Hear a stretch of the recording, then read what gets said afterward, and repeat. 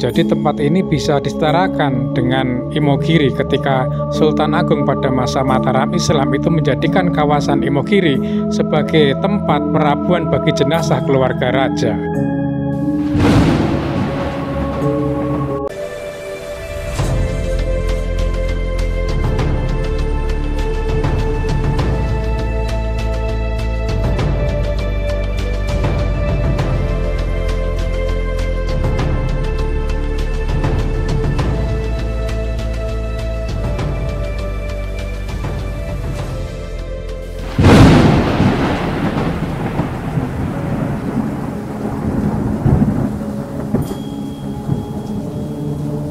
Halo teman-teman Nusantara, jumpa lagi ya di Jajah Desa Melangkori edisi ensiklopedia.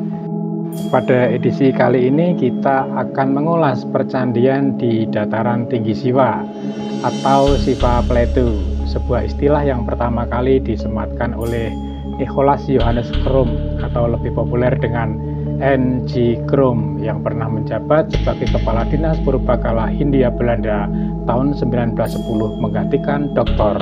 J.L.A. Brandes. Jadi Siva Plateau atau dataran tinggi Siwa ini tuh hanya istilah penyebutan perbukitan oleh para sejarawan Belanda. Sedang bagi nenek moyang kita menyebutnya dengan Gunung Batur Agung.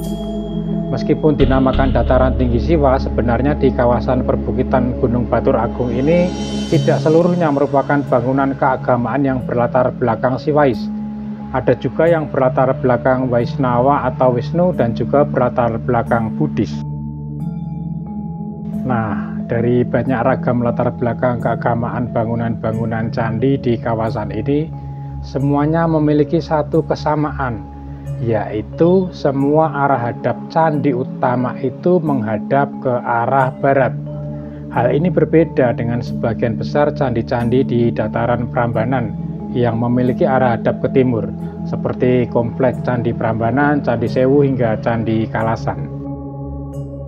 Jadi pertanyaannya sekarang, kenapa banyak bangunan candi yang memiliki arah hadap saling berlawanan? Kok tidak kompak hadap timur atau arah barat semua? Oke, sekarang kita jelaskan dengan bahasa sederhana. Jadi arah timur itu adalah arah dari matahari terbit, sedang barat tentu saja arah matahari tenggelam. Matahari terbit artinya kehidupan, awal dari hari dimulai. Disitulah terdapat aktivitas kehidupan, di mana tumbuhan mulai menampakkan pesonanya, atau binatang mulai berpetualang mencari makan dan pasangannya. Demikian juga dengan manusia, ketika matahari mulai terbit, mereka berbondong-bondong melakukan berbagai macam aktivitas. Sebaliknya, ketika matahari mulai terbenam di ufuk barat, binatang-binatang pun kembali ke sarangnya. Tumbuhan pada menutup daun-daunnya, jadi alam pun terasa sunyi seperti tanpa kehidupan. Begitulah manusia Jawa kuno dahulu menyikapi konsep arah hadap bangunan candi, sehingga kita dapat mengetahui kenapa bangunan candi di dataran tinggi Siwa ini menghadap ke arah matahari terbenam semua. Jadi artinya candi-candi di kawasan Siva Plateau ini merupakan candi-candi pendarmaan bagi keluarga raja-raja Mataram kuno yang telah wafat sekitar abad 8 hingga 10 Masehi. Sekarang marilah kita lihat percandian lain sebagai pembanding.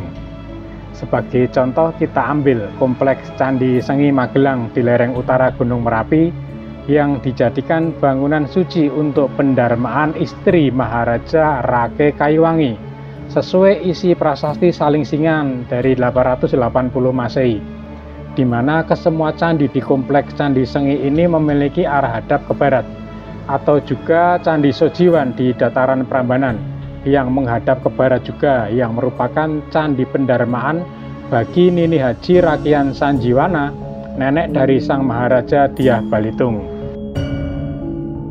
Di Jawa Timur lebih banyak lagi, karena sebagian besar percandian di Jawa Timur adalah candi-candi pendarmaan yang tentu saja memiliki arah hadap ke barat. Sebut saja ada Candi Kidal di Malang untuk pendarmaan Anusapati, raja kedua Singasari putra dari Ken Angrok, terus Candi Jago atau Jajagu untuk pendarmaan Wisnuwardana atau Ranggawuni sebagai raja ketiga Singasari. Ada juga sendiri Candi Singasari sebagai pendarmaan raja terakhirnya, Kertanegara. Jadi candi-candi dengan arah hadap ke barat akan mudah dijumpai di wilayah Jawa Timur, terutama percandian dari masa Majapahit. Saking banyaknya candi pendarmaan yang didirikan di sana, nggak cukup sebulan untuk mengulasnya.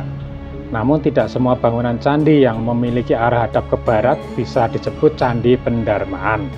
Contohnya itu kompleks Candi Plausan Lor, di mana dua candi utamanya itu menghadap ke barat. Tapi Candi Plausan Lor ini memiliki dua lantai dan berdenah persegi panjang, dan juga Candi Plausan Lor ini ada hubungannya dengan salah satu prasasti terkenal yang memuat silsilah raja-raja yang pernah berkuasa pada masa Mataram kuno, lengkap dengan intriknya. Nah, bila kita melihat dataran tinggi Siwa ini, sedikit banyak memiliki kemiripan dengan dataran tinggi Imogiri, tempat yang dijadikan pasarian khusus keluarga Raja-Raja Mataram Yogyakarta maupun Surakarta sejak zaman Sultan Agung.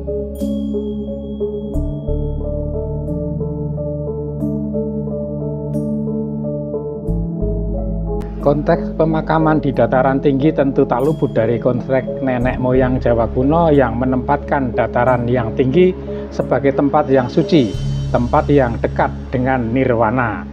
Yang menjadi pembeda tentu saja bangunan candi di dataran tinggi hanya sebagai simbol bagi tokoh yang telah wafat dan bukan sebagai tempat pemakamannya. Sedang di masa setelahnya, yaitu setelah Islam masuk tanah Jawa, dijadikanlah tempat yang tinggi itu sebagai tempat menguburkan jenazah tokoh-tokoh terkemuka. Jadi masuknya peradaban Islam di tanah Jawa pun masih tetap mengadopsi konteks dataran tinggi tersebut, sehingga bisa kita lihat contohnya seperti di Pasarian Giri Kedaton hingga Pasarian Sunan Tembayat di atas Gunung Jabal Kat, tempat yang direnovasi Sultan Agung tahun 1633. Wajar apabila Sultan Agung dan penerusnya menganggap dirinya itu sejajar dan pantas mendapatkan tanah yang tinggi sebagai tempat peristirahatan terakhirnya. Jadi demikian teman-teman penjelasan singkat tentang candi-candi yang ada di dataran tinggi Siwa Plateau. Semoga bermanfaat. Salam budaya.